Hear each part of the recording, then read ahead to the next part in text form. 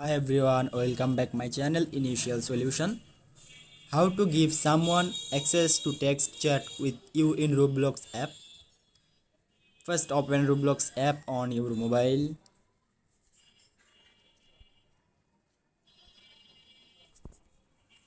Scroll down.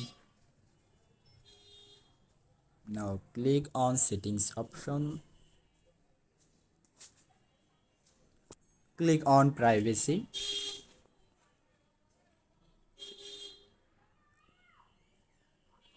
Scroll down.